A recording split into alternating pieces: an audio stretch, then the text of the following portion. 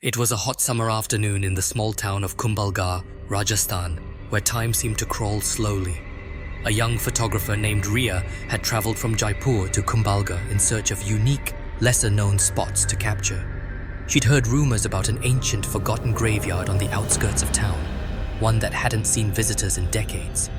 Locals warned her not to go. They said the place was cursed, haunted by restless spirits that still wandered the land. But Ria, ever the skeptic, dismissed the stories as superstition. She had grown up in the city, where such tales were nothing more than childhood fables meant to scare kids. Determined to uncover this hidden spot, she set out early one morning with her camera and GPS. The graveyard, buried deep within a dense forest, wasn't marked on any map, but she had managed to trace its location through some old records she found online. After hours of trekking through narrow, sun-dappled paths, Ria finally stumbled upon the graveyard. It was hidden behind a thick wall of banyan trees, their roots and vines crawling over old stone structures. The air here was cooler, almost unnaturally so, and a strange silence hung over the place, broken only by the occasional rustle of leaves in the wind.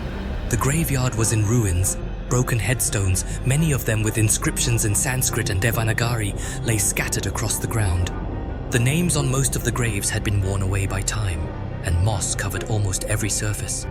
Yet, amidst the decay, there was something unsettlingly peaceful about the place. Ria took out her camera and began capturing the graveyard's haunting beauty. But as she moved deeper into the site, she noticed something odd. Her camera began to glitch. The images appeared distorted, with strange flashes of light and shadowy figures in the frames. She dismissed it as a technical issue and continued clicking. As the sun began to set, casting an orange glow over the forgotten graves, Ria decided to head back. But as she turned to leave, she saw something out of the corner of her eye. A faint movement near one of the larger tombstones. She paused, staring at the spot where she thought she saw a figure, but it was gone. Shrugging it off, she hurried back to town before dark, eager to review her photos. However, when she connected her camera to her laptop, her heart skipped a beat. In several of the pictures, especially the ones taken near the larger tombstones, there were ghostly figures, pale, translucent forms that seemed to be watching her. In one image, a hand reached out from behind a gravestone, almost touching her shoulder. Her pulse quickened. Who or what were these figures? The next day, Ria returned to the town's local historian, an elderly man named Bhairav Singh, who had lived in Kumbhalgarh his whole life. When she showed him the photos, his face grew pale, and he immediately recognized the tombstones. "These graves belong to the royal servants of the Muir dynasty," he explained, his voice trembling. "They were buried here, away from the royal cremation grounds. They served in the palace, but died tragically. Some were killed in battles, others by disease, and a few due to betrayal. This graveyard is said to be cursed because their souls were never given proper rites.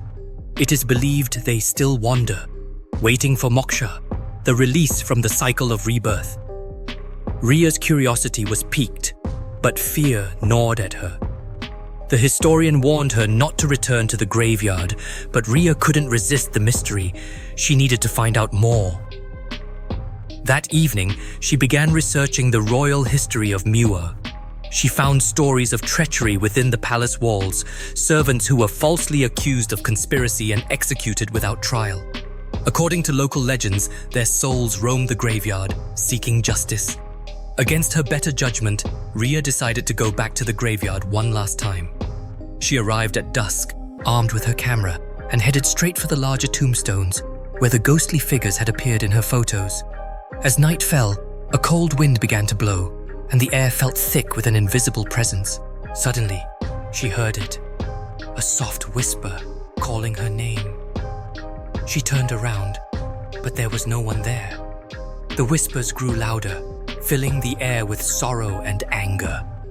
And then she saw them, the ghostly figures she had captured on her camera, slowly emerging from behind the tombstones, their eyes fixed on her. Panicked, Ria stumbled backward, her camera falling to the ground. But before she could flee, one of the figures, A woman dressed in tattered royal robes stepped forward. Her face was pale and gaunt, her eyes hollow. The ghost reached out, and in a raspy voice she said, "Help us! Free us!" Ria, frozen in fear, didn't know what to do. But then she remembered the rites the historian had spoken of, the final rituals that would release the spirits from their torment. Summoning all her courage, she agreed to help them. In the days that followed, Ria, with the guidance of Bhairav Singh, arranged for the proper rituals to be performed at the graveyard. The last rites were given to the forgotten souls, and as the flames of the sacred fire burned bright, the ghostly presence slowly faded from the graveyard. Ria left Kumbhalgarh soon after, forever changed by her experience.